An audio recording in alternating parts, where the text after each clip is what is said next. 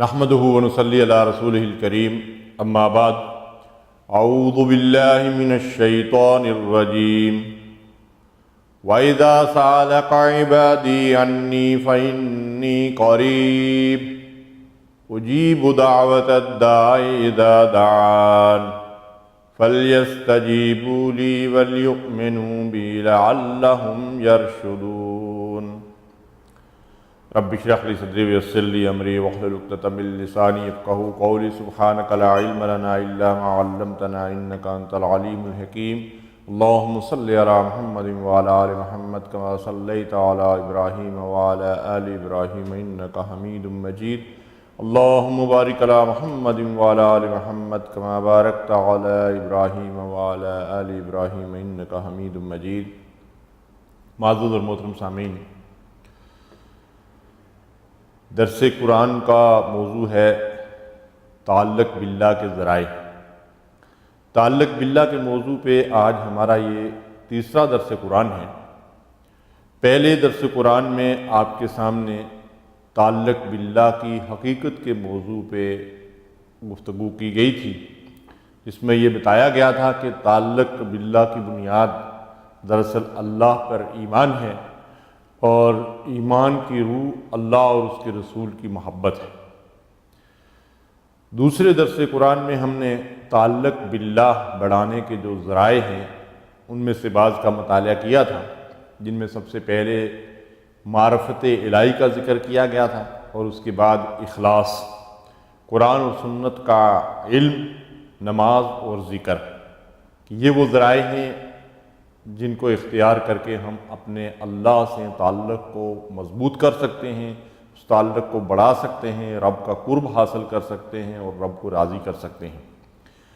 آج انشاءاللہ ان ذرائع میں سے بعض کا ذکر ہوگا، جن میں انفاق فی سبیل اللہ ہے، روزہ ہے، دعا ہے، فکر آخرت ہے، اطاعت اور اتباع رسول ہے، اور حقوق العباد، توبہ، استغفار اور صبر و شکر۔ ان عنوانات کے تحت انشاءاللہ اس موضوع پر آپ کے سامنے قرآن و سنت کی روشنی میں گزارشات پیش کی جائیں گی کہ ہم اللہ تعالیٰ کے ساتھ ان عبادات کے ذریعے سے کیسے اپنے تعلق کو مضبوط کر سکتے ہیں اور کیسے اللہ کا قرب حاصل کر سکتے ہیں۔ انفاق فی سبیل اللہ میں سب سے پہلی چیز جو ہے وہ زکوٰۃ ہے، اس لیے کہ پچھلی دفعہ آپ کے سامنے یہ بات عرض کی گئی تھی کہ نبی صلی اللہ علیہ وسلم نے فرمایا کہ اللہ تعالیٰ فرماتا ہے کہ میرا بندہ جن چیزوں کے ذریعے سے میرا قرب حاصل کرتا ہے ان میں سب سے پہلے وہ چیزیں ہیں جو میں نے اس پر فرض کی ہیں۔ مثلا نماز اللہ نے فرض کی ہے، زکوٰۃ اللہ نے فرض کی ہے، روزے اللہ نے فرض کیے ہیں، اور حج اللہ نے صاحب استطاعت لوگوں پہ فرض کیا ہے۔ تو اللہ کے نزدیک اس کا قرب حاصل کرنے کے لیے، اس سے گناہوں کی بخشش کے لیے، اس رب کی رضا کے لیے سب سے پہلی بنیادی اہمیت ان چیزوں کا حاصل ہے جن کا حکم اللہ نے ہمیں دیا ہے اور جو اس نے ہم پر فرض کی ہیں۔ تو انفاق فی سبیل اللہ، اللہ کی راہ میں مال خرچ کرنا، اس میں بھی سب سے پہلی بنیادی چیز جو ہے وہ زکوٰۃ ہے۔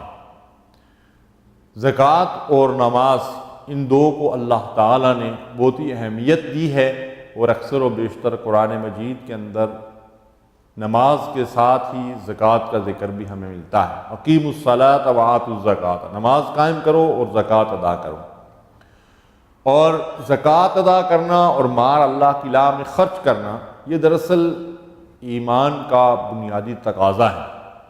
جیسا کہ ہم پہلے بھی عرض کر چکے ہیں اور پڑھ چکے ہیں کہ قرآن مجید کی بالکل آغاز میں سورہ بقرہ کی ابتدائی آیات میں جہاں مومنین کی صفات بیان کی گئی ہیں، وہاں اللہ تعالیٰ نے ایمان بالغیب کے بعد نماز اور انفاق کا ذکر کیا ہے۔ والذین یؤمنون بالغیب ویقیمون الصلاۃ ومما رزقناہم ینفقون، جو غیب پر ایمان رکھتے ہیں، نماز قائم کرتے ہیں اور جو کچھ ہم نے انہیں دیا اس میں سے خرچ کرتے ہیں۔ تو گویا اللہ کی راہ میں مال خرچ کرنا یہ ایمان کا بنیادی تقاضا ہے۔ شاہ ولی اللہ رحمۃ اللہ علیہ فرماتے ہیں کہ انفاق کا عمل اللہ کو سب سے زیادہ محبوب ہے۔ دیکھیے اللہ تعالیٰ کی محبت، جیسا کہ عرض کیا جا چکا ہے کہ یہ ایمان کی اصل روح ہے اور اصل حقیقت ہے۔ اب اللہ کے ساتھ بھی انسان کو محبت ہے اور مال کے ساتھ بھی انسان کو محبت ہے۔ وَإِنَّهُ لِحُبِّ الْخَيْرِ لَشَدِيدٌ، اللہ فرماتے ہیں کہ یہ بندے مال سے بڑی شدید محبت کرتے ہیں، لیکن یہی پسندیدہ مال اور یہی محبوب مال اللہ کی محبت پہ بندہ جب قربان کرتا ہے تو اس کے ذریعے سے، اس قربانی کے ذریعے سے اللہ کی رضا اور اس کی خوشنودی حاصل ہوتی ہے اور بندہ رب کا قرب حاصل کرتا ہے۔ ارشاد فرمایا وَيُطْعِمُونَ الطَّعَامَ عَلَىٰ حُبِّهِ مِسْكِينًا وَيَتِيمًا وَأَسِيرًا، اللہ کے محبوب بندے وہ ہیں کہ جو کھانا کھلاتے ہیں غریبوں کو، مسکینوں کو، یتیموں کو اور قیدیوں کو، عَلَىٰ حُبِّهِ، اللہ کی محبت کی وجہ سے، اس لیے کہ اللہ تعالیٰ کو اپنی مخلوق سے بڑی محبت ہے، اور اس مخلوق میں سے جو لوگ نادار اور ضرورت مند اور محتاج ہیں ان کے ساتھ محبت کرنا اور ان کے اوپر مال خرچ کرنا صرف اللہ کی رضا کے لیے، کسی اور مقصد کے لیے نہیں، یہ عمل اللہ کو بڑا محبوب ہے، اور اس کے ذریعے سے بندہ اللہ تعالیٰ کا قرب حاصل کرتا ہے۔ جیسا کہ حدیث مبارکہ میں ہے، نبی صلی اللہ علیہ وسلم نے فرمایا کہ میں اور یتیم کی سرپرستی کرنے والا جنت میں ایک ساتھ اس طرح ہوں گے جس طرح یہ دو انگلیاں آپس میں ایک دوسری کے قریب ہیں۔ سبحان اللہ۔ اب یتیم کی سرپرستی کرنے والا ظاہر ہے کہ اس یتیم کے اوپر اپنا مال خرچ کرے گا تو اس کی سرپرستی کرے گا، اس کی ضرورتوں کو پورا کرے گا، اس کو کھانا، خوراک، رہائش مہیا کرے گا، اس کی تعلیم کا انتظام کرے گا، تو اس طریقے سے اس کے اوپر وہ جو مال خرچ کرتا ہے اس کی وجہ سے اسے جنت میں نبی کریم صلی اللہ علیہ وسلم کا قرب حاصل ہوگا۔ تو دیکھیے یہ انفاق کے ذریعے سے اللہ تعالیٰ کا قرب کیسے بندے کو حاصل ہوتا ہے۔ ظاہر ہے کہ جس بندے کو جنت میں رسول اللہ صلی اللہ علیہ وسلم کا قرب حاصل ہوگا اس بندے سے اللہ راضی اور خوش ہوگا، تب اسے یہ مرتبہ اور مقام ملے گا۔ تو مقصد کیا ہے؟ تعلق باللہ بڑھانا، یہ موضوع ہے جس پہ ہم بات کر رہے ہیں۔ تو تعلق باللہ بڑھانے کا ایک بڑا ہی مؤثر ذریعہ مال کو اللہ تعالیٰ کی راہ میں خرچ کرنا ہے۔ ارشاد باری تعالیٰ وَأَنفِقُوا فِي سَبِيلِ اللَّهِ وَلَا تُلْقُوا بِأَيْدِيكُمْ إِلَى التَّهْلُكَةِ، اللہ کی راہ میں مال کو خرچ کرو اور خود اپنے آپ کو اپنے ہاتھوں ہلاکت میں مت ڈالو۔ یعنی مطلب یہ ہے کہ جب تم اللہ کی راہ میں مال خرچ نہیں کرو گے تو گویا کہ تم اپنے آپ کو ہلاک کر رہے ہو۔ یعنی مال کا خرچ کرنا اللہ تبارک و تعالیٰ کو پسند ہے، اور اس کو روک کر رکھنا، کنجوسی کرنا، بخل کرنا، اللہ کی راہ میں مال خرچ نہ کرنا، اس کو اللہ تعالیٰ سخت ناپسند کرتے ہیں۔ اور فرمایا وَأَحْسِنُوا إِنَّ اللَّهَ يُحِبُّ الْمُحْسِنِينَ، احسان کرو، یعنی مال اللہ کے راہ میں خرچ کرو، ضرورت مندوں پہ خرچ کرو، اللہ کے دین کے راستے میں خرچ کرو، نیکی کے کاموں میں خرچ کرو۔ اللہ نے اس کو احسان قرار دیا اور فرمایا اِنَّ اللَّهَ يُحِبُّ الْمُحْسِنِينَ، اللہ احسان کرنے والوں کو پسند کرتا ہے، ان سے محبت کرتا ہے۔ تو تعلق باللہ کے ذریعے سے بندہ اللہ کے محبوب بندوں میں شامل ہو جاتا ہے، اور اللہ کے محبوب بندوں میں جب بندہ شامل ہو جاتا ہے تو پھر اسے اللہ کی رضا حاصل ہوتی ہے، اس کے گناہوں کی بخشش حاصل ہوتی ہے، اور پھر آخرت میں وہ جہنم کی آگ سے نجات حاصل کر کے اللہ کی جنت کا مستحق بنتا ہے۔ تو یہ انفاق فی سبیل اللہ، اللہ کی راہ میں مال خرچ کرنا، یہ اللہ کے ساتھ تعلق کو بڑھانے کا ایک اہم ذریعہ ہے۔ اس کے بعد روزہ ہے۔ روزوں میں بھی سب سے پہلے فرض روزوں کو اہمیت حاصل ہے، اور روزہ اللہ تعالیٰ کے ساتھ ایک خاص تعلق کا نام ہے۔ یہ ایک ایسی عبادت ہے جس کے بارے میں اللہ تعالیٰ ارشاد فرماتے ہیں کہ الصوم لی وانا اجزی بہ، روزہ خاص میرے لیے ہے اور میں ہی اس کی جزا دوں گا۔ رمضان کے جو روزے ہم پر فرض کیے گئے ہیں وہ بغیر کسی شرعی عذر کے چھوڑنا گناہ ہے، اور رمضان کے روزے اسلام کے ایک انتہائی اہم رکن ہے۔ تو فرض روزوں کے ذریعے سے اللہ کا قرب حاصل کرنا، لیکن تعلق باللہ کو بڑھانے کے لیے صرف فرض روزے رکھنا ہی کافی نہیں ہے، بلکہ نفل روزوں کا اہتمام بھی ضروری ہے۔ روزہ اللہ تعالیٰ کے ساتھ تعلق بڑھانے کا ذریعہ بھی ہے، جہنم کی آگ سے نجات کا وسیلہ بھی ہے، اور اللہ کو راضی کرنے کا ذریعہ بھی ہے۔ میں نے آپ سے عرض کیا کہ روزہ اللہ تعالیٰ کو انتہائی محبوب ہے۔ اللہ تعالیٰ روزہ دار کے عمل کو بڑا پسند کرتے ہیں، اور حدیث میں آتا ہے کہ روزہ دار کے منہ کی بو اللہ تعالیٰ کو مشک کی خوشبو سے زیادہ محبوب ہے۔ روزہ نفلی ہو یا فرض روزہ ہو، تو فرض روزوں کے بعد نفلی روزوں کا اہتمام کرنا یہ اللہ کے قرب کا ایک ذریعہ ہے، کیونکہ روزوں کی فرضیت کا مقصد اللہ نے یہ بیان فرمایا کہ لعلکم تتقون، تاکہ تمہارے اندر تقوی، خوف خدا اور پرہیزگاری پیدا ہو۔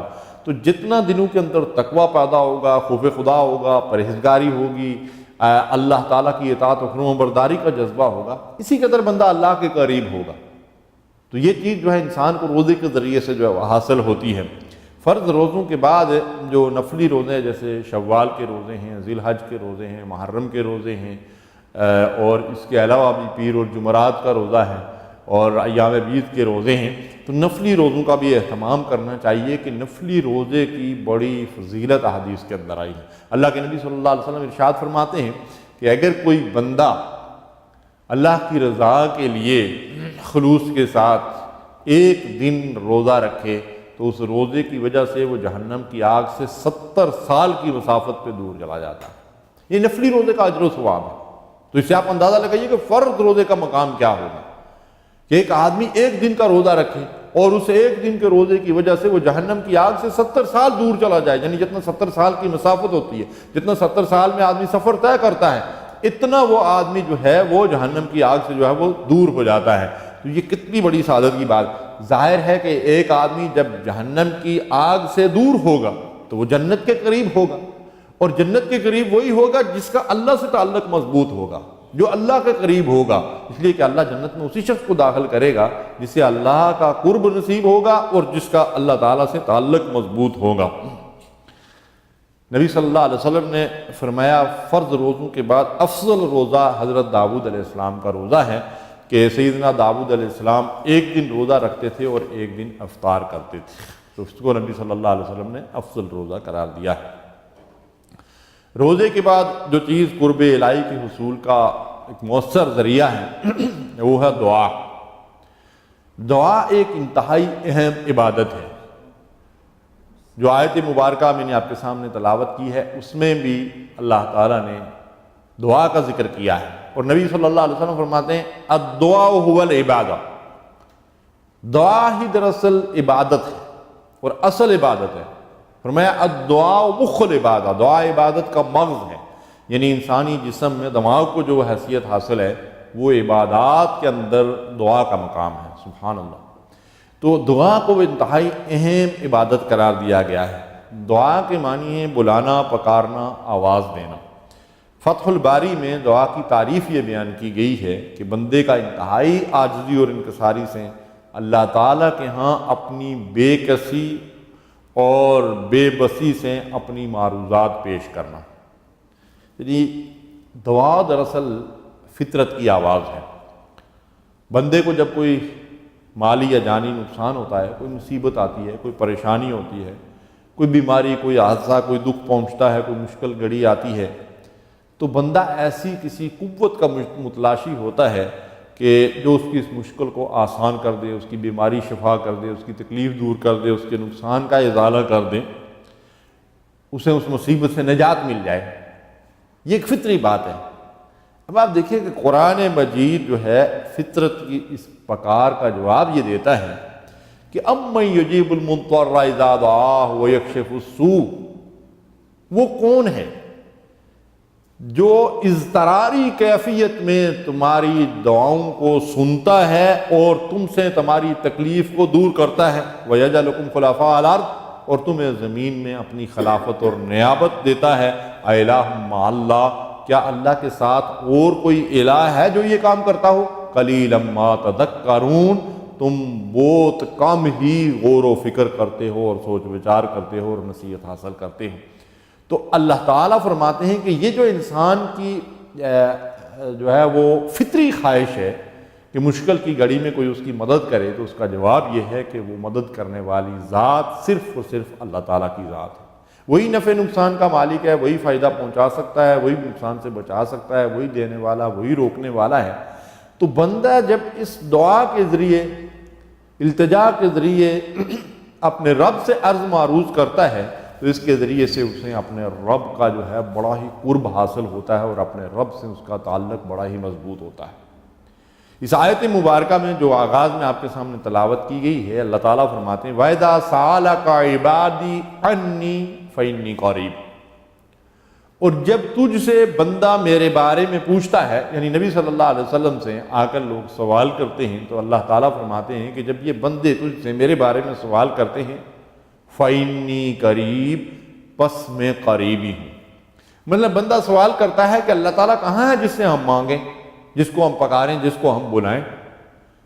تو عموماً اس طرح کا سوال جب لوگ کرتے تھے تو نبی صلی اللہ علیہ وسلم کو اللہ تعالیٰ حکم دیتا تھا کہ اے نبی اس بات کا جواب یوں دیجئے۔ مثلا آپ دیکھیں یسألونک عن الأہلہ، لوگ آ کر یہ پوچھتے ہیں کہ یہ چاند کا جو گھٹنا اور بڑھنا ہے اور یہ جو ہلال ہے پہلے دن کا چاند ہے، اس کی حقیقت کیا ہے؟ یہ چاند جو گھٹتا بڑھتا ہے اس کی وجہ کیا ہے، اس کی ضرورت کیا ہے؟ تو اللہ نے جواب یہ دیا کہ قل ہی مواقیت، کہ یہ اوقات کے معلوم کرنے کا ایک ذریعہ ہے۔ یہاں دیکھیے سوال جب لوگوں نے کیا تو اللہ نے نبی صلی اللہ علیہ وسلم کو حکم دیا کہ قل، اے نبی آپ ان کو جواب دیجئے۔ جب لوگوں نے سوال کیا یسألونک عن المحیض، یہ لوگ حیض کے بارے میں پوچھتے ہیں، اس کے مسائل دریافت کرتے ہیں، تو اللہ نے نبی صلی اللہ علیہ وسلم کو حکم دیا کہ قل، آپ ان کو جواب دیجئے ہوا اذن فاعتزلوا النساء، یہ عورتوں کی ایک بیماری ہے، اس بیماری میں عورتوں سے دور رہو اور الگ رہو۔ تو نبی صلی اللہ علیہ وسلم کو حکم دیا قل کے ساتھ کہ آپ ان سے یہ کہہ دیجئے۔ لیکن جب دعا کا ذکر کیا گیا کہ وَإِذَا سَأَلَكَ عِبَادِي عَنِّي، جب بندہ تجھ سے میرے بارے میں سوال کرتا ہے تو اللہ نے رسول کو حکم نہیں دیا کہ قل اس بندے سے یہ کہو، بلکہ اللہ تعالیٰ نے خود فرمایا کہ اے سائل، اے پوچھنے والے، تو جو میرے بارے میں پوچھ رہا ہے فَإِنِّي قریب، پوچھنے والے میں تیرے بالکل قریب۔ یعنی درمیان میں اللہ تعالیٰ نے رسول کو اس بات کا حکم نہیں دیا جیسے باقی سوالوں کے جواب میں دیا کہ قل اس سے یوں کہو، اس سے یہ جواب دو، بلکہ اللہ نے خود جواب دے دیا کہ فَإِنِّي قریب، پوچھنے والے میں تو تیرے بالکل قریب، تو کہاں مجھے ڈھونڈتا پھرتا ہے؟ نحن اقرب الیہ من حبل الورید، ہم تو تمہاری رگ جان سے بھی زیادہ قریب ہیں، ہم تو تمہارے دل اور دماغ کے احساسات سے بھی زیادہ قریب ہیں۔ یعلم خائنۃ الاعین وما تخفی الصدور، جو تمہارے آنکھ کے اشارے ہیں ان کو بھی ہم جانتے ہیں، جو کچھ تمہارے دلوں کے اندر راز پوشیدہ ہیں ان سے بھی ہم واقف ہیں۔ سبحان اللہ۔ تو اللہ تعالیٰ کا قرب حاصل کرنے کے لیے دعا اور ارتجاء اور گریہ وزاری اور اسے پکارنا اور اسے بلانا، اس سے مدد مانگنا، اس سے دعائیں کرنا، اس سے سوال کرنا، اس سے حاجتیں طلب کرنا، یہ انتہائی مؤثر ذریعہ ہے اللہ تعالیٰ کا قرب حاصل کرنے کا۔ اس لیے ہمیں چاہیے کہ اللہ تعالیٰ سے خوب دعائیں کریں۔ اجیب دعوت الداع اذا دعان، ارشاد فرمایا جب بھی کوئی بندہ مجھ سے سوال کرتا ہے، مجھ سے دعا کرتا ہے، میں اس کی دعا کا جواب دیتا ہوں، اس کی دعا کو قبول کرتا ہوں۔ تو ہمیں چاہیے کہ اللہ تعالیٰ سے دعا کریں، اللہ کا قرب حاصل کرنے کے لیے، اس کی رضا حاصل کرنے کے لیے اس سے مانگیں۔ اور دعا چونکہ انتہائی اہم عبادت ہے تو اس دعا کا پہلا ادب یہ ہے کہ اللہ کے سوا کسی اور سے دعا نہ کی جائے، اس لیے کہ جب یہ عبادت ہے تو ہم اللہ کے علاوہ اگر کسی اور سے التجا کریں گے، آرزو کریں گے، کچھ مانگیں گے، کسی اور کو نفع نقصان کا مالک سمجھیں گے، جیسا کہ بعض جاہل مسلمان یا علی مشکل کشا یا غوث الاعظم دستگیر یا فلاں، تو یہ بہت بڑا گناہ، کبیرہ گناہ اور انسان کو اسلام سے خارج کر دینے والا عمل ہے، اللہ سے دور کر دینے والا عمل ہے۔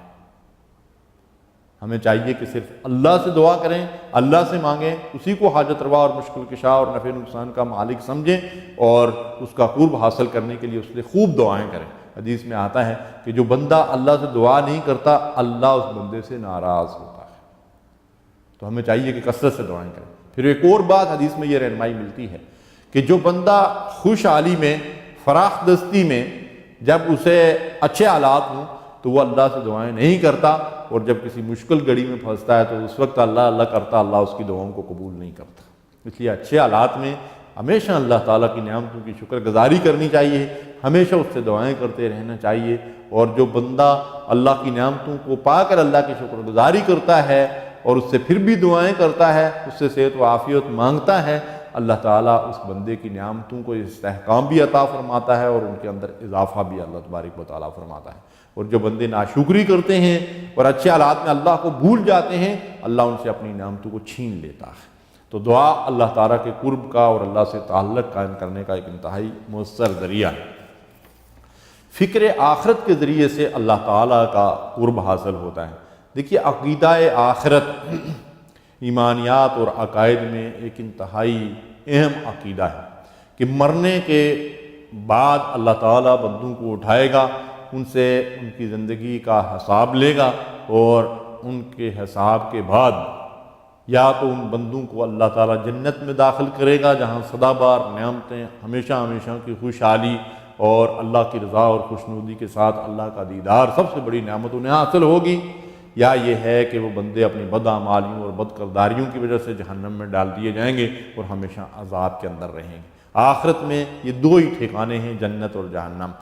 اور عقیدہ آخرت دراصل یہ ایک بنیادی عقیدہ ہے جس کے ذریعے سے بندہ رب کا قرب حاصل کرتا ہے اور رب کی نافرمانیوں سے بچتا ہے۔ اگر آخرت کی جواب دہی کا احساس دلوں سے ختم ہو جائے تو پھر انسان جو مرضی چاہے کرے۔ اسی لیے اللہ تعالیٰ فرماتے کہ وَبِالْآخِرَةِ هُمْ يُوقِنُونَ، مومنین کی صفت اللہ تعالیٰ نے یہ بیان فرمائی کہ وہ آخرت پر پختہ یقین رکھتے ہیں۔ اور جہاں میں نے آپ سے عرض کیا کہ سورہ بقرہ کے آغاز میں اللہ تعالیٰ نے مومنین کی صفات بیان کی ہیں، وہاں آخری بات یہ بیان فرمائی کہ وَبِالْآخِرَةِ هُمْ يُوقِنُونَ، اس کے بعد ارشاد فرمایا أُولَٰئِكَ عَلَىٰ هُدًى مِّن رَّبِّهِمْ وَأُولَٰئِكَ هُمُ الْمُفْلِحُونَ، یہی لوگ ہیں جو اپنے رب کی طرف سے ہدایت کی سیدھی راہ پر ہیں اور انہی کو فلاح نصیب ہوگی۔ دیکھیے اللہ کا قرب اور اللہ سے تعلق ہدایت کے ذریعے سے ہی قائم ہوتا ہے اور فلاح بھی ہدایت کے ذریعے سے ہی ملتی ہے۔ تو ہدایت یافتہ لوگ وہ ہیں جو آخرت پر پختہ ایمان اور یقین رکھتے ہیں اور آخرت کی کامیابی کو ہی حقیقی کامیابی سمجھتے ہیں، جیسا کہ اللہ نے ارشاد فرمایا فَمَنْ زُحْزِحَ عَنِ النَّارِ وَأُدْخِلَ الْجَنَّةَ فَقَدْ فَازَ، جو جہنم کی آگ سے بچ گیا اور جنت میں داخل ہو گیا وہ کامیاب قرار پائے گا۔ اور اس آخرت کی کامیابی کو اللہ تعالیٰ نے فوز عظیم قرار دیا ہے، سب سے بڑی کامیابی قرار دیا ہے، اس لیے کہ حقیقی کامیابی آخرت کی کامیابی ہے اور حقیقی ناکامی آخرت کی ناکامی ہے۔ تو انسان کی فطرت یہ ہے کہ وہ ہمیشہ کامیابی کی تلاش میں رہتا ہے، جو کام بھی کرتا ہے اس کی خواہش یہ ہوتی ہے کہ اس میں مجھے کامیابی حاصل ہو، میرا مقصد مجھے حاصل ہو جائے، میرا ہدف جو ہے وہ مجھے مل جائے۔ تو اب انسان کو یہ سوچنا چاہیے کہ دراصل کامیابی کس چیز کا نام ہے؟ کامیابی تو آخرت میں جہنم کے عذاب سے بچنا اور اللہ کی رضا اور اس کی جنت کو حاصل کر لینا، یہ ہے اصل کامیابی۔ تو اسی کو اپنی منزل اور ہدف بنا کر ہمیں اپنی زندگی کا لائحہ عمل جو ہے تیار کرنا چاہیے۔ اسی کامیابی کے حصول کے لیے ہمیں ساری تگ و دو اور جد و جہد کرنی چاہیے کہ آخرت کی زندگی میں جہنم کی آگ سے بچ رہوں، جنت میں داخل ہو جاؤں، میرا رب مجھ سے راضی اور خوش ہو جائے۔ تو ظاہر ہے کہ یہ فکر آخرت ہے جس کے ذریعے سے بندے کو اللہ تعالیٰ کا قرب حاصل ہوتا ہے، اللہ کی معیت حاصل ہوتی ہے اور گناہوں کی بخشش اسے حاصل ہوتی ہے۔ سید قطب شہید رحمۃ اللہ علیہ اس عقیدہ آخرت کے بارے میں ایک جگہ لکھتے ہیں کہ حقیقت یہ ہے کہ فکر آخرت ہی وہ شے ہے جو انسان کے ہاتھ اور ضمیر کے پیمانوں کو درست رکھتی ہے۔ جیسے میں نے آپ سے عرض کیا نا کہ اگر آخرت کی جواب دہی کا احساس ختم ہو جائے، جیسا کہ آج اکثر و بیشتر ہم دیکھ رہے ہیں اپنا حال، تو اس کی وجہ سے پھر انسان بددیانتیاں کرتا ہے، خیانتیں کرتا ہے، جھوٹ بولتا ہے، بدماشیاں کرتا ہے، چوریاں کرتا ہے، ڈاکے، زنا، شراب، ہر قسم کی برائیوں کے اندر انسان پڑ جاتا ہے، اس لیے کہ فکر آخرت کی جواب دہی کا احساس اس کے دل و دماغ سے جو ہے وہ نکل جاتا ہے۔ تو آپ فرماتے ہیں کہ حقیقت یہ ہے کہ فکر آخرت ہی وہ شے ہے جو انسان کے ہاتھ اور ضمیر کے پیمانوں کو درست رکھتی ہے۔ آخرت کی فکر نہ رہے یا دنیا آخرت پر مقدم ہو جائے تو انسان کے سارے پیمانے غلط ہو جاتے ہیں اور ساری قدریں الٹ پلٹ جاتی ہیں۔ کتنی قیمتی بات لکھی ہے انہوں نے اپنی تفسیر کے اندر کہ ہاتھ اور ضمیر کے پیمانے درست ہونے کا پیمانہ کیا ہے، اس کا ذریعہ کیا ہے کہ آدمی ہر وقت اپنے آپ کو اللہ کے سامنے جواب دہ سمجھے۔ کسی چیز کو دیکھ رہا ہے، کسی طرف ہاتھ اٹھا رہا ہے، کسی طرف قدم بڑھا رہا ہے، کسی چیز کے بارے میں سن رہا ہے، زبان سے کچھ کہہ رہا ہے، اس فکر کے ساتھ یہ سارے کام کرے، سارے اقدام کرے کہ میں نے اللہ تعالیٰ کو جواب دہی کرنی ہے۔ زبان سے کچھ بول رہا ہوں تو ما یلفظ من قول الا لدیہ رقیب عتید، ایک حاضر باش ہے جو میری زبان سے نکلنے والے ہر لفظ کو، ہر کلمے کو جو ہے وہ نوٹ کر رہا ہے۔ قیامت کے دن اللہ مجھ سے اس کے بارے میں بات پرس کرے گا، پوچھے گا۔ میں جو فیصلہ کرتا ہوں، جس طرف قدم بڑھاتا ہوں، جو عمل کرتا ہوں، اللہ تعالیٰ اس کو دیکھ رہا ہے، فرشتے اسے نوٹ کر رہے ہیں، اور قیامت کے دن اللہ تبارک و تعالیٰ وہ سارا ریکارڈ میرے سامنے لائے گا اور مجھ سے اس کا حساب لے گا۔ تو یہ فکر آخرت ہے جو انسان کے ہاتھ اور ضمیر کے پیمانوں کو درست رکھتی ہے۔ جب آخرت کی فکر ہوگی تو آدمی سوچ بچار کے بعد کسی طرف ہاتھ اٹھائے گا، کسی چیز کو دیکھے گا، کوئی چیز سنے گا، کوئی فیصلہ کرے گا، تو اسے آخرت جو ہے اس کی کامیابی کو اپنے سامنے رکھے گا اور آخرت کی ناکامی سے بچنے کی پوری کوشش کرے گا۔ اللہ تعالیٰ ارشاد فرماتے ہیں کلا بل تحبون العاجلہ وتذرون الآخرہ۔ اس کے باوجود کہ تم جانتے ہو کہ آخرت دائمی ہے، دنیا کے مقابلے میں دنیا کی کوئی حیثیت نہیں ہے، آخرت ہمیشہ رہنے والی ہے، باقی رہنے والی ہے، اس دنیا سے بہتر بھی ہے، لیکن اللہ فرماتا ہے کلا بل تحبون العاجلہ وتذرون الآخرہ۔ تم پھر بھی دنیا کی زندگی کو ترجیح دیتے ہو اس لیے کہ وہ عاجلہ ہے، وہ اس کا فائدہ فوراً حاصل ہو جاتا ہے، اور آخرت کا فائدہ جو ہے وہ تھوڑا سا بعد میں حاصل ہونے والا ہے، اس لیے تم جلدی حاصل ہونے والے فائدے کے پیچھے جوڑتے ہو۔ والآخرۃ خیر وابقیٰ، جبکہ اللہ کے نزدیک آخرت بہتر بھی ہے اور باقی رہنے والی بھی ہے۔ دنیا تو فانی ہے، دنیا کے جتنے بھی فائدے انسان سمیٹ لے وہ سب کے سب فنا ہونے اور ختم ہونے والے ہیں۔ اس دنیا سے حقیقی فائدہ انسان وہی اٹھاتا ہے جس کے ذریعے سے وہ اپنے رب کی رضا حاصل کرتا ہے، جس کے ذریعے سے وہ جنت بناتا ہے، جس کے ذریعے سے وہ جہنم کی آگ سے بچتا ہے، وہی دراصل اس کا حقیقی فائدہ ہے۔ فکر آخرت کی دو وجوہات ہیں، جیسا میں نے آپ سے عرض کیا، ایک تو یہ ہے کہ جہنم کی آگ کا خوف، اور دوسرا یہ ہے کہ جنت کی طلب۔ اس لیے اللہ کے حبیب علیہ الصلوۃ والسلام ہمیشہ یہ دعا فرمایا کرتے تھے، اللہم انی اسألک رضاک والجنہ واعوذ بک من سخطک والنار۔ ہمیں بھی چاہیے کہ اللہ سے ہمیشہ یہ دعا کرتے رہیں، اے میرے رب، اے میرے اللہ، میں تجھ سے تیری رضا اور جنت کا سوال کرتا ہوں، اور تجھ سے جہنم کی آگ اور تیرے غیظ و غضب سے پناہ مانگتا ہوں۔ ہمیشہ اللہ سے یہ دعا کرتے رہنا چاہیے۔ قرآن مجید کے اندر اللہ تعالی نے اپنے بندوں کی ایک صفت یہ بیان فرمائی ہے کہ والذین هم من عذاب ربهم مشفقون، وہ اللہ کے عذاب سے لرزاں ترساں رہتے ہیں، ڈرتے رہتے ہیں۔ امام حسن بصری رحمۃ اللہ کتنے بلند پایا بزرگ تھے، تابعی تھے، کتنا بڑا مقام ان کا تھا، مسلمانوں کے امام ہیں۔ اور اسی طرح خلیفہ راشد حضرت عمر بن عبدالعزیز رحمۃ اللہ علیہ، کتنا بڑا مقام ہے ان کو، خلفۂ راشدین کے بعد ان کو خلیفہ راشد کا نام دیا پوری امت مسلمہ نے۔ ان دونوں کے بارے میں ان کے ہم اثر لوگ یہ کہتے ہیں کہ اس قدر خوف خدا سے لرزاں ترساں رہتے تھے کہ ہم لوگ یہ سوچتے تھے کہ کیا اللہ تعالیٰ نے آگ ہی نہیں دونوں کے لیے بنائی ہے کہ آگ سے اس قدر ڈرتے ہیں، جہنم کی آگ سے۔ سبحان اللہ، تو یہ کیفیت تھی اللہ والوں کی، والذین هم من عذاب ربهم مشفقون، کہ وہ اس طرح اللہ تبارک و تعالیٰ کے اس عذاب سے اور جہنم کی گرفت اور اس کی پکڑ سے اور اس آگ سے جو ہے وہ ڈرتے رہتے تھے۔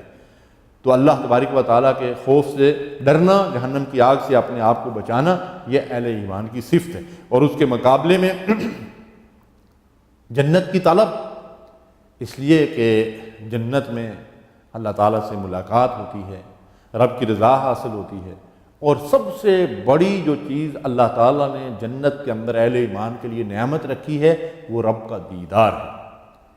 جتنی نعمتیں انسان کو اللہ تعالیٰ جنت کے اندر عطا کرے گا وہ ساری کی ساری بے شمار ہوں گی، لیکن اللہ تعالیٰ کے دیدار سے بڑھ کر کوئی نعمت اہل جنت کے لیے نہیں ہوگی، اور یہ دنیا کے اندر کسی بھی انسان کو، خواہ کوئی نبی اور رسول ہی کیوں نہ ہو، حاصل نہیں ہو سکتی۔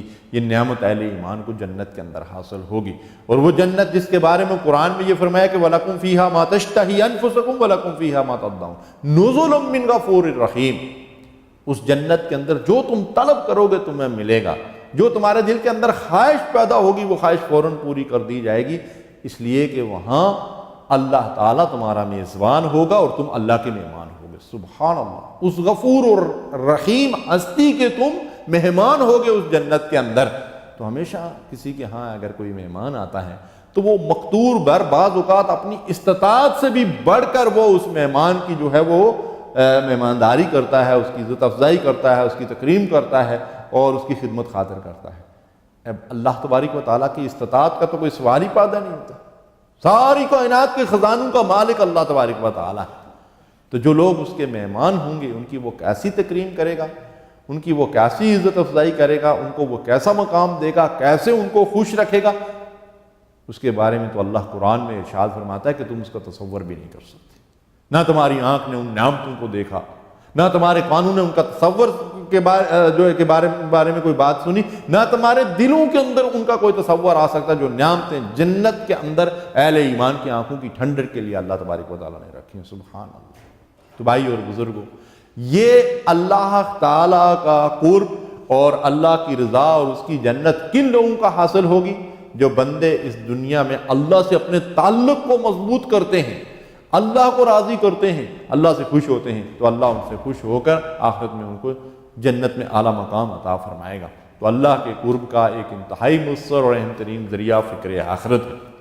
اس کے بعد میں نے آپ سے عرض کیا تھا کہ نبی کریم صلی اللہ علیہ وسلم کی محبت اور آپ کا اتباع اور اطاعت، یہ اللہ تعالیٰ کے قرب کا ایک انتہائی اہم ذریعہ ہے، اللہ سے تعلق کو مضبوط کرنے کا ایک اہم ترین ذریعہ ہے۔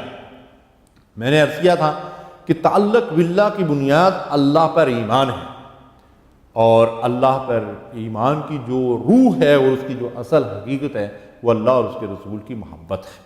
اور جیسا کہ نبی صلی اللہ علیہ وسلم نے فرمایا کہ تم اللہ سے محبت کرو اس لیے کہ وہ تمہیں دنیا جہان کی ساری نعمتوں سے نوازتا ہے، اور مجھ سے محبت کرو اللہ کی محبت کی وجہ سے۔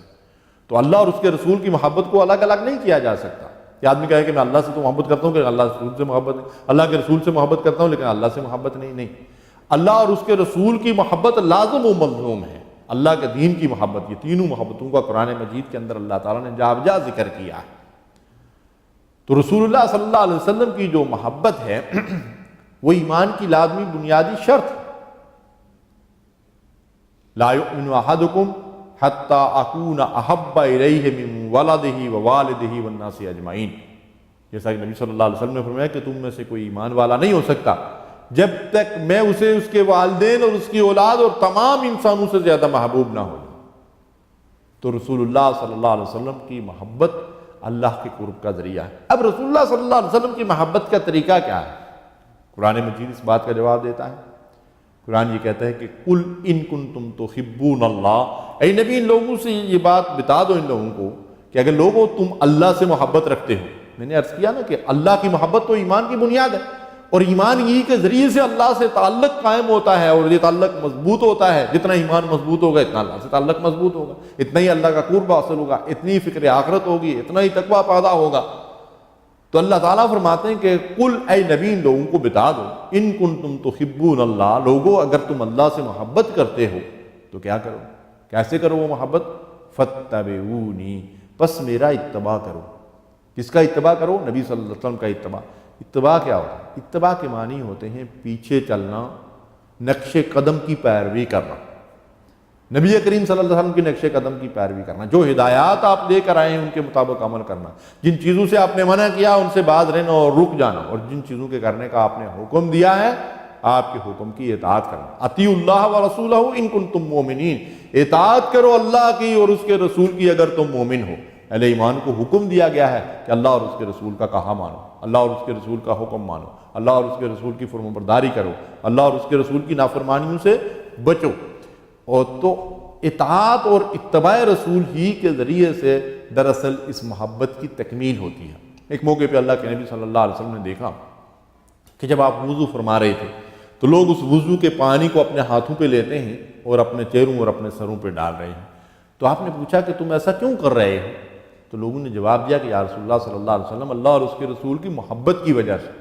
اللہ کے نبی صلی اللہ علیہ وسلم نے ان لوگوں کو اس موقع پر یہ بات بتائی کہ جسے یہ بات پسند ہو کہ وہ اللہ اور اس کے رسول سے محبت کرے یا اللہ اور اس کا رسول اس سے محبت کریں، اسے چاہیے کہ جب بات کرے تو سچ بولے، جب اس کے پاس کوئی امانت ہو تو دیانتداری کرے، اور اپنے پڑوسی کے ساتھ اچھا برتاؤ کرے۔ سبحان اللہ۔ اس حدیث مبارکہ نے یہ بات واضح کر دی کہ محبت کے صرف دعووں سے کام نہیں چلے گا کہ میں عاشق رسول ہوں، مجھے اللہ کے رسول صلی اللہ علیہ وسلم سے بڑی محبت ہے اور نماز کے ٹائم پہ میں خراٹے لیتا رہتا ہوں، بلکہ اس محبت کے تقاضے اللہ کے رسول صلی اللہ علیہ وسلم نے یہ بتا دیے کہ جو میں نے حکم دیا ہے اس کے مطابق عمل کرو، جن چیزوں سے میں نے منع کیا ہوا۔ اللہ کے نبی صلی اللہ علیہ وسلم نے تو صرف 3 چیزوں کا ذکر کیا کہ بولو تو سچ بولو، دیانتداری کرو اور پڑوسی کے ساتھ اچھا برتاؤ کرو۔ مقصد اس چیز کا یہ ہے کہ اللہ کے نبی صلی اللہ علیہ وسلم کے ساتھ محبت کا تقاضا یہ ہے کہ آپ کا اتباع کیا جائے، آپ کی اطاعت کی جائے، آپ کا کہا مانا جائے، اور آپ کی منع کی ہوئی چیزوں سے دستبرداری اختیار کی جائے اور ان کو چھوڑا جائے۔ اس اتباع رسول اور اطاعت رسول کے ذریعے سے اللہ کا قرب حاصل ہوتا ہے، اللہ کی رضا حاصل ہوتی ہے، اور اللہ تعالیٰ سے تعلق مضبوط ہوتا ہے۔ نبی کریم صلی اللہ علیہ وسلم نے ایک موقع پہ ارشاد فرمایا کہ المرء ما من حب، آدمی جس سے محبت کرتا ہے اسی کے ساتھ قیامت کے دن اٹھایا جائے گا۔ سبحان اللہ، یہ بہت بڑی بشارت ہے۔ حضرت انس رضی اللہ تعالیٰ عنہ فرماتے ہیں کہ ایک دن ایک شخص آیا نبی کریم صلی اللہ علیہ وسلم کے پاس، اور اس نے آ کر کہا کہ یا رسول اللہ صلی اللہ علیہ وسلم قیامت کب آئے گی؟ اللہ کے حبیب علیہ الصلوۃ والسلام نے اس شخص سے پوچھا کہ قیامت تو جب اللہ چاہے گا آئے گی، تو نے اس کے لیے تیاری کیا کی ہے؟ اب اس شخص کا جواب سنیے، بڑا ہی معنی خیز۔ اس نے کہا کہ یا رسول اللہ صلی اللہ علیہ وسلم کو بہت زیادہ پرہیزگار آدمی نہیں ہوں، کمزوریاں اور غلطیاں اور خطائیں ہوتی ہیں، لیکن ایک چیز میرے پاس ہے، ایک سرمایہ ہے میرے پاس، میں اللہ اور اس کے رسول سے محبت کرتا ہوں۔ سبحان اللہ۔ تو اللہ کے نبی صلی اللہ علیہ وسلم نے فرمایا کہ آدمی جن سے محبت کرتا ہے قیامت کے دن انہی کے ساتھ ہوگا۔ حضرت انس رضی اللہ تعالیٰ عنہ فرماتے ہیں کہ یہ دن صحابہ کرام کی زندگی میں انتہائی خوشی کا دن تھا کہ ہمیں رسول اللہ صلی اللہ علیہ وسلم سے سچی محبت ہے، اور ہم جنت میں رسول اللہ صلی اللہ علیہ وسلم کے قریب ہوں گے، آپ کے ساتھ ہوں گے، اس محبت کی وجہ سے کہ المرء ما من حب، آدمی جس سے محبت کرتا ہے قیامت کے دن اسے اس کے ساتھ اٹھایا جائے گا، اس کے ساتھ رکھا جائے گا۔ سبحان اللہ۔ تو اس محبت کے جو تقاضے ہیں ان تقاضوں کو پورا کرنا لازمی اور ضروری ہے، اور وہ تقاضے یہ ہیں کہ اللہ اور رسول کی اطاعت و فرمانبرداری کی جائے، اس کے ذریعے سے اللہ کا قرب جو ہے وہ حاصل ہوتا ہے۔ ارشاد باری تعالیٰ ہے وَمَن يُطِعِ اللَّهَ وَالرَّسُولَ، جو اطاعت کرے اللہ اور اس کے رسول کی، فَأُولَٰئِكَ مَعَ الَّذِينَ أَنْعَمَ اللَّهُ عَلَيْهِمْ، یہ ان لوگوں کے ساتھ ہوگا اللہ اور رسول کی اطاعت کرنے والا جن پر اللہ نے انعام کیا۔ ہم روزانہ اللہ سے دعا کرتے ہیں نا کہ اللہ ہمیں صراط مستقیم پر چلا اور اس راستے پر چا جو تیرے انعام یافتہ بندوں کا راستہ ہے۔ تو اللہ فرماتا ہے کہ جو اللہ اور اس کے رسول کی اطاعت کرنے والے ہیں وہ انعام یافتہ لوگوں کے ساتھ ہوں گے آخرت میں۔ کون سے انعام یافتہ لوگ؟ انعم اللہ علیہم من النبیین والصدیقین والشہداء والصالحین وحسن اولئک رفیقا۔ فرمایا وہ انبیاء، صدیقین، شہداء اور صالحین کے ساتھ ہوں گے، اور یہ بہترین دوست ہیں جن کی رفاقت ان لوگوں کو حاصل ہوگی جو اللہ اور اس کے رسول کی اطاعت کرنے والے ہیں۔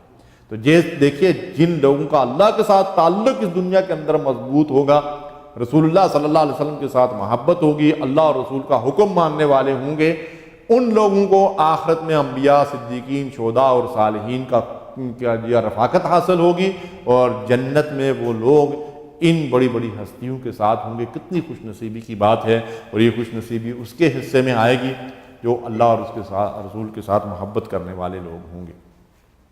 حقوق العباد اور خدمت خلق، یہ بھی ایک ایسا ذریعہ ہے جس کے ذریعے سے بندے کو رب مل جاتا ہے۔ صحیح الجامع کی حدیث ہے جس میں اللہ کے نبی صلی اللہ علیہ وسلم نے فرمایا خیر الناس من ينفع الناس، بہترین انسان وہ ہے، اللہ کا پسندیدہ انسان وہ ہے جو انسانوں کو فائدہ پہنچاتا ہے، جس سے انسانوں کو فائدہ پہنچتا ہے، یعنی خدمت خلق۔ کسی انسان کی ضرورت ہے اس کو پورا کر دینا، اس کی کوئی مجبوری ہے اس کا کام کر دینا، اس کی کوئی تکلیف ہے اس کو دور کر دینا، وہ بیمار ہے اس کی عیادت کرنا، اس کو اسپتال لے جانا، اس کو دوائی دارو جو ہے اس کا علاج معالجہ کا انتظام کر دینا، یہ اللہ تعالیٰ کو بہت ہی محبوب ہے۔ اور ارشاد فرمایا کہ بہترین انسان وہ ہے جو اس سے انسانیت کو فائدہ پہنچتا ہے۔ اس کے بعد اللہ کے نبی صلی اللہ علیہ وسلم کیا بات ارشاد فرماتے ہیں، اور اعمال میں سے اللہ کے ہاں سب سے پسندیدہ وہ ہیں جن سے مسلمانوں کو خوشیاں ملیں۔ یعنی اللہ کو کون سے عمل پسند ہیں؟ جن کے ذریعے سے کوئی شخص کسی مسلمان کو خوشی پہنچائے، اور اس کے بعد فرمایا یا ان سے تکلیف دور کر دیں۔ کسی مسلمان کو کوئی تکلیف ہے، کوئی کسی تکلیف کے اندر مبتلا ہے، وہ کسی مشکل میں ہے، اس کا کوئی نقصان ہو گیا، اس کا ازالہ کر دینا، اس کی تکلیف دور کر دینا، اس کی مدد کر دینا، یہ اللہ تعالیٰ کو بہت ہی محبوب ہے۔ اس کے بعد فرمایا یا ان سے قرض کی ادائیگی ہو یا ان سے بھوک دور ہو، یعنی کسی مسلمان کا آپ قرض ادا کر دیں، یا اس کا جو ہے وہ اس کو آپ کا قرض دینا ہے، آپ اسے تھوڑی سی سہولت دے دیں، اللہ تعالیٰ کو یہ عمل بڑا ہی محبوب ہے، اور فرمایا میرے نزدیک، کون فرماتا ہے؟ اللہ تعالیٰ فرماتا ہے کہ میرے نزدیک کسی مسلمان بھائی کی حاجت ضرورت پوری کرنے کی صحیح ایک ماہ مسجد میں اعتکاف بیٹھنے سے زیادہ پسندیدہ ہے۔ دیکھیے، اللہ کو راضی کرنے کے لیے لوگ جنگلوں میں، بیابانوں میں، غاروں میں، صحراؤں میں پتہ نہیں کیا کیا خود ساختہ طریقے اختیار کرتے ہیں، رہبانیت کی طرف چلے گئے۔ اللہ فرماتا ہے مجھے اپنی اس مخلوق کے اندر تلاش کرو، ان ضرورت مندوں کی ضرورتیں پوری کرو، ان کی حاجتیں پوری کرو، ان کے کام آؤ، بس وہیں مجھے پاؤ گے، وہیں میں تمہیں مل جاؤں گا۔ اس خدمت خلق کے ذریعے سے تمہیں میری رضا حاصل ہوگی، تمہیں جنت کی سداوار نعمتیں ملیں گی۔ کتنے پسندیدہ عمل ہیں۔ پھر نبی کریم صلی اللہ علیہ وسلم نے یہ بات بھی ارشاد فرمائی کہ جو اپنے مسلمان بھائی کی ضرورت پوری کرنے چلا یہاں تک کہ اس کی وہ ضرورت پوری ہو جائے، اللہ تعالیٰ اس دن اسے ثابت قدم رکھے گا جس دن قدم ڈگمگا رہے ہوں گے محشر کے میدان میں۔ کس کے حصے میں آئے گی، کس کی یہ خوش نصیبی ہوگی؟ جو انسان کسی مسلمان بھائی کی ضرورت پوری کرنے کے لیے جو اٹھ کر کھڑا ہوتا ہے۔ کہ حدیث میں آتا ہے الخلق عیال اللہ، مخلوق اللہ کا کنبہ ہے۔ سبحان اللہ، اللہ تو اس سے پاک ہے کہ اس کا کوئی کنبہ ہو، اس کا کوئی قبیلہ ہو، اس کا کوئی خاندان ہو، لیکن اللہ کو اپنی مخلوق اس قدر محبوب ہے جیسے ایک گھر کے فرد کو، سربراہ کو اپنا کنبہ، اپنا قبیلہ، اپنا خاندان اور اپنے گھر کے افراد سے محبت ہوتی ہے، اسی طرح اللہ اپنی پوری مخلوق کے ساتھ محبت رکھتا ہے، اور فرمایا کہ اللہ اس سے محبت کرتا ہے جو اس کے کنبے کی دیکھ بھال کرتا ہے۔ یتیم کی سرپرستی کے بارے میں پہلے آپ کے سامنے حدیث مبارکہ پیش کر چکا ہوں۔ والدین، دیکھیے اللہ کی مخلوق میں، اللہ کے بندوں میں سب سے پہلے تو والدین کا تذکرہ آئے گا۔ والد کی رضا، اللہ کی رضا، اور جنت ماں کے قدموں کے نیچے۔ سبحان اللہ، ماں کو راضی کر لو جنت مل جائے گی، باپ کو راضی کر لو اللہ راضی ہو جائے گا۔ تو ظاہر ہے کہ اس کا دوسرا پہلو بھی ہے کہ اگر ماں باپ ناراض ہیں تو اللہ بھی ناراض۔ اس ذریعے سے اللہ سے اپنے تعلق کو مضبوط کرنا اور اللہ کی رضا حاصل کرنا۔ امام مسلم نے نبی کریم صلی اللہ علیہ وسلم سے ایک حدیث مبارکہ نقل کی ہے، بڑی ایمان افروز حدیث۔ ارشاد فرمایا اللہ عز و جل قیامت کے دن کہے گا اے آدم کے بیٹے میں بیمار ہوا تھا، تو نے میری عیادت نہیں کی۔ اللہ بندے سے کہے گا اے آدم کے بیٹے میں بیمار ہوا تھا، تو نے میری عیادت نہیں کی۔ وہ بندہ اللہ سے یہ کہے گا کہ اے میرے رب، میں تیری عیادت کیسے کرتا، تو رب العالمین ہے۔ اللہ تعالیٰ فرمائے گا کیا تجھے علم نہیں تھا کہ میرا فلاں بندہ بیمار پڑا تھا اور تو نے اس کی عیادت نہیں کی؟ کیا تجھے خبر نہیں کہ اگر تو اس کی عیادت کو جاتا تو مجھے اس کے پاس پاتا؟ سبحان اللہ، اللہ کو ڈھونڈنے کے لیے اللہ کی مخلوق کے پاس جائیں، اللہ کے ضرورت مند بندوں کے پاس جائیں۔ بیمار کوئی اسپتال میں پڑا ہوا ہے اس کی عیادت کے لیے جائیں، کوئی ضرورت مند ہے اس کے علاج معالجے کا کوئی انتظام نہیں ہے اس کا انتظام کر دیں، اس کی مدد کر دیں۔ کوئی اور حاجت مند ہے، کوئی اور پریشان حال ہے تو اس کی پریشانی کو دور کر دیں، اللہ قیامت کے دن آپ کی پریشانی کو دور کر دے گا اور آپ اللہ کو اسی کے پاس پائیں گے۔ اللہ کی تلاش ہے نا، اللہ سے تعلق مضبوط کرنے کی بات ہو رہی ہے، تو اللہ سے تعلق اس ذریعے سے مضبوط ہوتا ہے اور اللہ کا قرب حاصل ہوتا ہے اللہ کی مخلوق کو راضی اور خوش کرنے کے ذریعے سے۔ پھر توبہ، استغفار، توبہ کا عمل جو ہے یہ اللہ کے قرب کا بڑا مؤثر جو ہے وہ ذریعہ ہے۔ نبی صلی اللہ علیہ وسلم فرماتے ہیں، ترمذی کی حدیث ہے، کل بنو آدم خطاء وخیر الخطائین التوابون۔ آدم کا ہر بیٹا جو ہے وہ خطا کار ہے، لیکن بہترین خطا کار وہ ہے جو توبہ کر لیتا ہے، اللہ کی طرف رجوع کر دیتا ہے۔ التائب من الذنب کمن لا ذنب لہ، توبہ کرنے والا ایسے گناہوں سے پاک ہو جاتا ہے جیسے اس نے گناہ کیا ہی نہیں۔ تو جب گناہوں سے پاک ہو جائے گا تو اللہ کے قریب ہو جائے گا نا۔ تو یہ توبہ کا عمل اللہ کو بڑا محبوب ہے۔ توبہ کے معنی کیا ہے؟ تاب یتوب توبۃ کے معنی ہے لوٹنا، پلٹنا، واپس آنا۔ یعنی ایک غلام جو اپنے آقا کا نافرمان اور باغی بن کر دور بھاگ گیا تھا، باغی ہو گیا تھا، اب اسے ندامت اور شرمندگی ہوئی ہے اور واپس لوٹ آیا ہے اور پلٹ آیا ہے۔ یہ واپس لوٹنا اور پلٹنا یہ توبہ کا عمل ہے۔ اس میں سب سے پہلی بات ہے کہ اپنے پیے پہ ندامت اور شرمندگی ہو۔ دوسری بات یہ ہے کہ آئندہ کے لیے وہ باغیانہ اور سرکشانہ رویہ جو ہے وہ چھوڑ کر انسان اطاعت و فرمانبرداری کا راستہ اختیار کرے، اپنی اصلاح کرے، نیکی اور بھلائی کے راستے پہ چلے، اللہ اور رسول کی فرمانبرداری کرے، تو اللہ ایسے بندے سے بڑی محبت کرتا ہے۔ اور قرآن کریم میں آتا ہے کہ اللہ ایسی توبہ کرنے والے کی برائیوں کو نیکیوں سے بدل دیتا ہے۔ نبئ عبادی انی انا الغفور الرحیم، اللہ فرماتا ہے کہ اے نبی میرے بندوں کو یہ اطلاع دے دو، ان کو بتا دو کہ میں تو بڑی بخشش والا، بڑی مغفرت والا، بڑا رحم کرنے والا ہوں، میں تو گناہوں کو بخشنے والا ہوں۔ ان اللہ یحب التوابین، اللہ توبہ کرنے والوں کو محبوب رکھتا ہے، ان سے محبت کرتا ہے۔ تو اللہ سے تعلق کیسے مضبوط ہوگا؟ توبہ کرنے سے، استغفار کے ذریعے سے۔ اور استغفار کے معنی یہ ہیں کہ اللہ سے گناہوں کی بخشش طلب کرتے رہنا چاہیے۔ استغفار کے مختلف کلمات احادیث کے اندر آئے ہیں۔ نبی کریم صلی اللہ علیہ وسلم فرماتے ہیں کہ میں دن میں 70 مرتبہ سے زیادہ، اور دوسری روایت ہے کہ 100 مرتبہ اللہ سے استغفار کرتا ہوں۔ دیکھیے، جن کی کوئی غلطی نہیں، جن کا کوئی گناہ نہیں، جو اللہ کے محبوب بندے ہیں، جو ساری اولاد آدم کے سردار ہیں، جو امام الانبیاء ہیں، وہ 70 سے 100 مرتبہ روزانہ استغفار کریں، اللہ سے بخشش طلب کریں۔ تو مجھے اور آپ کو کتنا کرنا چاہیے اور کتنا کرتے ہیں؟ یہ اللہ تعالیٰ سے قرب کا ایک انتہائی اہم ذریعہ ہے کہ ہم ہر وقت اللہ سے توبہ استغفار کرتے رہیں، اپنے گناہوں کی بخشش طلب کرتے رہیں۔ صبر اور شکر، یہ دو چیزیں ہیں جو اللہ سے تعلق مضبوط کرنے اور اللہ کا قرب حاصل کرنے کا اور اپنے رب کو راضی کرنے کا ایک انتہائی اہم ذریعہ ہے۔ واللہ یحب الصابرین، اللہ صبر کرنے والوں سے محبت کرتا ہے۔ ان اللہ مع الصابرین، اللہ صبر کرنے والوں کے ساتھ ہوتا ہے، انہیں اللہ کی معیت حاصل ہوتی ہے۔ صبر کی مختلف قسمیں ہیں، 3 درجات اس کے علماء نے بیان کیے ہیں۔ ایک تو یہ ہے کہ اطاعت پر صبر، یعنی ساری زندگی صبر و مصابرت کے ساتھ اللہ کے حکم کی اطاعت پہ قائم رہنا۔ اور دوسرا جو ہے وہ معصیت پر صبر۔ معصیت پر صبر کیا ہے؟ خواہشات نفس کو قابو میں رکھنا، حلال پر قناعت کرنا، اور نفس امارہ جس کا ذکر ہو چکا ہے کہ وہ انسان کو برائی کی طرف کھینچتا ہے، اب اسے شریعت کی لگام ڈال کر صبر کے ساتھ جو ہے اسے ساری زندگی اطاعت پر قائم رکھنا۔ تو معصیت سے صبر کرنا، بعض اوقات انسان کے سامنے کوئی برائی کا موقع آتا ہے تو فوراً وہ بے قابو ہو کر جو ہے وہ برائی کر بیٹھتا ہے۔ تو صبر سے مراد یہ ہے کہ اللہ کی اطاعت پر ساری زندگی قائم رہنا اور اللہ کی نافرمانیوں سے اپنے آپ کو روکنا، اور جب خواہشات نفس ہوتی ہیں ان کے شریعت کے تابع بنانا۔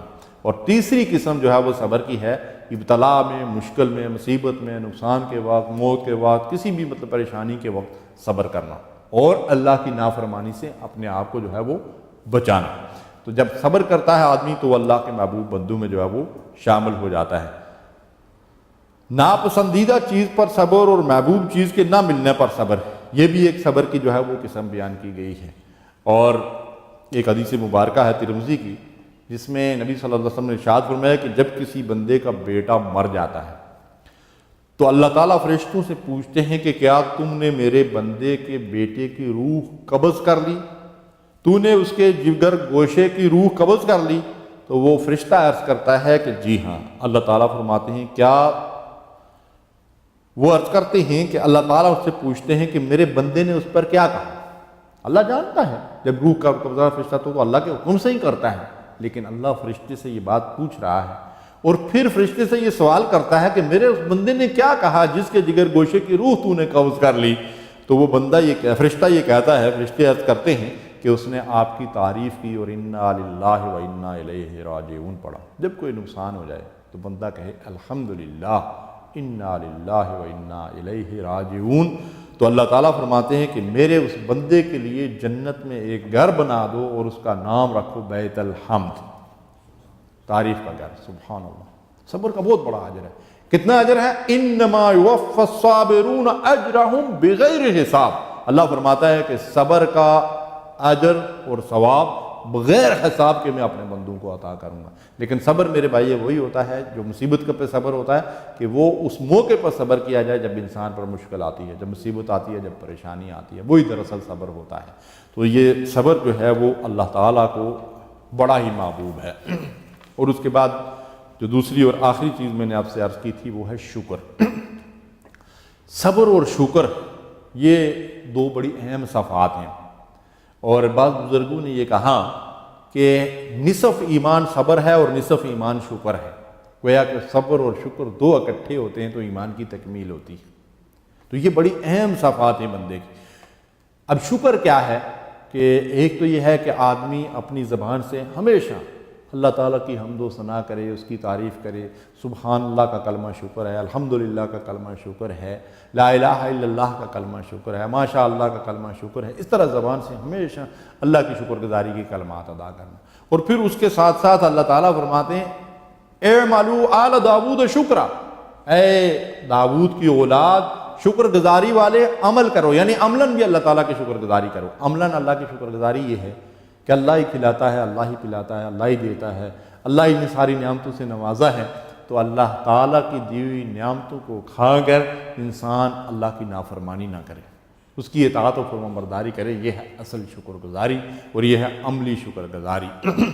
تو اس شکر گزاری جب انسان کرتا ہے تو اللہ راضی اور خوش ہوتا ہے اور اپنی مزید نعمتوں سے نوازتا ہے۔ لئن شکرتم لازیدنکم، اگر شکر گزاری کرو گے تو میں تمہیں اور زیادہ نعمتوں سے نوازوں گا۔ ایک جگہ فرمایا وَلَا يَرْضَى لِعِبَادِهِ الْكُفْرَ، اللہ اپنے بندوں کی ناشکری سے راضی اور خوش نہیں ہوتا، سخت ناراض ہوتا ہے۔ وَإِن تَشْكُرُوا يَرْضَهُ لَكُمْ، اگر تم شکر گزاری کرو گے تو تم سے راضی اور خوش ہوگا۔ جب وہ راضی اور خوش ہوگا تو اس سے تعلق مضبوط ہوگا، اس کا بندہ قرب حاصل کرے گا اور اس کی رضا کے ذریعے سے اس کی جنت جو ہے وہ اسے ملے گی۔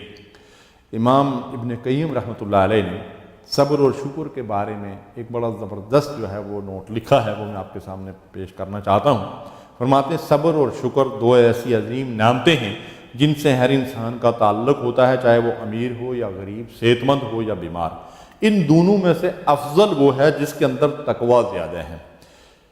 بے شک اللہ نے فضیلت کا معیار امیری غریبی پہ نہیں بلکہ تقوی پر رکھا ہے، پس جو بہترین شکر گزار یا صابر ہوگا وہ افضل ہوگا۔ فرماتے ہیں یہ دونوں نعمتیں ایمان کے گرد ایک غلاف کی طرح لپٹی ہوئی ہیں۔ اس لیے حضرت عمر رضی اللہ تعالیٰ عنہ کے بارے میں آتا ہے کہ وہ فرماتے تھے اگر صبر اور شکر دو سواریاں ہوتی تو میں نہیں جانتا کہ ان میں سے کس کو اختیار کرتا۔ سبحان اللہ۔